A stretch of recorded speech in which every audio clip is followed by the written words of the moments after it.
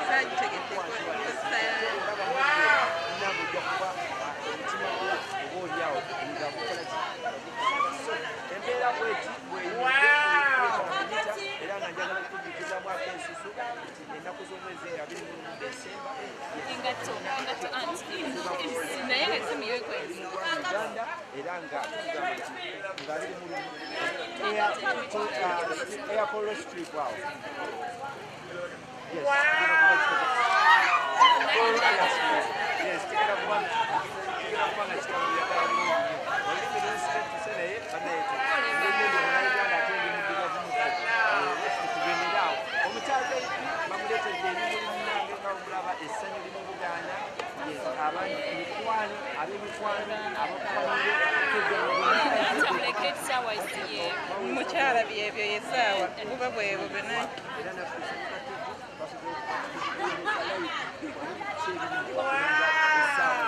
y'omukyala yatise yambadde engoye ndowooza wano ku mukolonzi abadde akyasinze woli emukkiriza mu mirenzi eziwera 10 n'omusobyo naye omukyala Bindeeba alabika akati akasembezaamuko atuse okunsingamuko omukyala alabika bulungi nnyo mukyala lweyisi ye mukyala omuddu so munaye gwali ebyenna akyali okumpi yesitaini ekyaliro osobola okujja neweererako kyekigendekibwawo esaawa ekibugikunia gye bayita heart to healing banaye fashoni zo nigo kakkana osabye okubeera mu maaso amaddebaanabobolese tubita eri bulungi nnyo kugamba wano kati madida osobola okubeera waliwo patoni y'amaanyi buli kimu kiri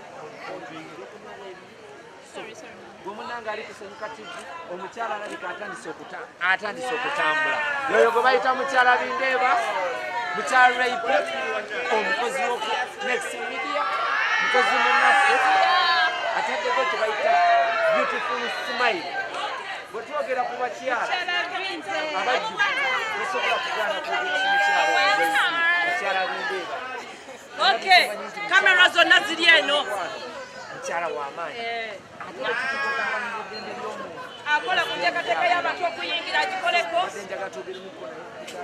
abasweti abantu bayingire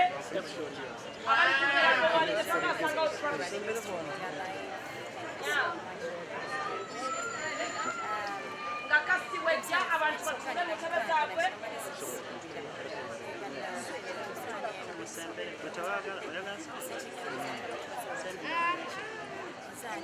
bana tetubeera nnyo ku mpimpe akonosaamuko katono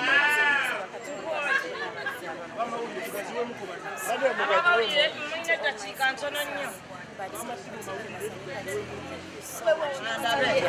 My bosses, thank you for believing in me.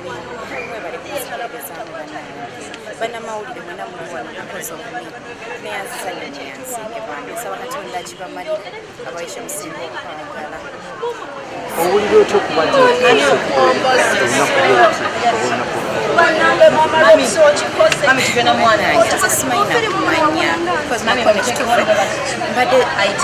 mbadde nakitandika kino naye nga simanyi bakijja nakugwa.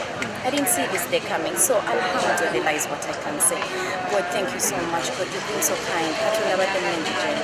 Katonda badde mwenkanya. Katonda badde so kind to me. Thank you so very much. Abantu bonna abambeereddewo luno olunaku naluloota era luno lutuuse. abantu basuubire ki mu byobugere basuubire okumanya ebintu bireetera obutabanguko mu maka era basuubire okuva mu bitundu ebituliza college. Oh wow! It's okay, Mama. It's okay. Enjoy the drink. Can I just take a juice, a crown juice, one? We're sponsor of the night. What much Seko kenyini era abantu bamwesente omwana mulaga tuloza mwaka mwaka press conference kali kasofu nnyo era kekano kenyini ebyokulya ne mulya kajuice ne munywa tegante mubanja abantu kasubire tebabanja kyobadde basuubira bakifuna nabagamba nti red carpet ze Nigeria kati tutandise gano gakyali mabaga ebijja ezo simanyi kati abagenda okuba munda bagenda laba kibayita omuggo gwa sinema nga tumaliriza okunyalira mu eno nakuwalero omuntu wabanga tasobola